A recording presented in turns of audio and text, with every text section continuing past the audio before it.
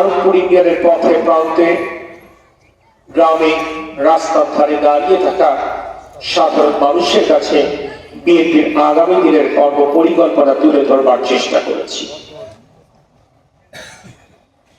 যদিও বাঁকে বাঁকে দাঁড়িয়ে থাকা মা বোন, শিক্ষা প্রতিষ্ঠানের সামনে দাঁড়িয়ে থাকা শিক্ষার্থী কিংবা শিক্ষকেরা প্রায়শই আমাদের গাড়ি বহরের গতি রোধ করে আমাদেরকে থামতে বাধ্য করে তাদের সমস্যা এবং সংকটের কথা বলবার চেষ্টা করেছেন।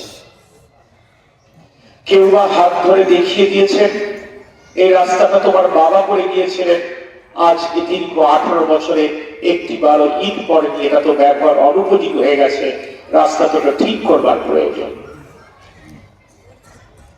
সন্তান তুল্য শিক্ষার্থীরা যারা রাজনীতির কিছুই বোঝে না, তারাও দাঁড়িয়ে বলেছেন, আঙ্কেল এই বিল্ডিংটা তো আপনার আব্বা করেছিলেন, আমাদের তো ক্লাসরুমের সংকট, আমাদের একটা নতুন বিল্ডিং লাগবে। এমনকি কোরআন শিক্ষার্থী যারা, তারাও রাস্তা সামনে দাঁড়িয়ে বলবার চেষ্টা করেছেন তাদের একটি মাদ্রাসার নতুন ভবন লাগবে, আরো হয়তো বা মাদ্রাসার দোতলা করবার জন্য ছাদের জন্য সাহায্য প্রয়োজন।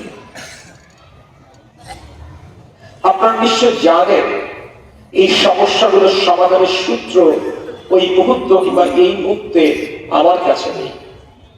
তারপরেও কিন্তু আরবপুরের মানুষ, সাধারণ মানুষ সেদিনও আজ যত জায়গায় যায়, প্রতিটা জায়গায় তাদের এই উন্নয়ন চাহিদার কথা আমাদেরকেই বলে, আমাদেরকেই শুনতে হয়।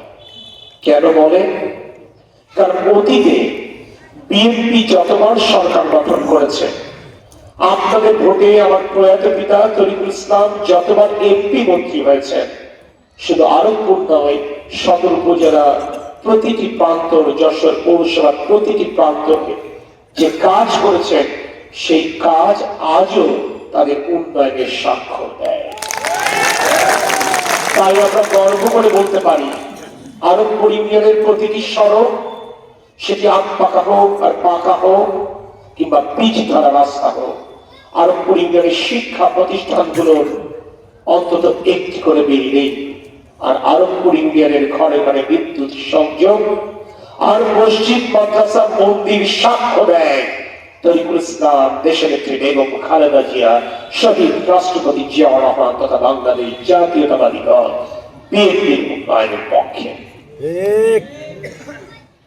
আমার প্রিয় নেতা তারেক রহমান যিনি যশোরে এসেছিলেন, যশোরের জনসভায় তিনি আগামী বাংলাদেশ নিয়ে তার পরিকল্পনার কথা উপস্থাপন করেছেন।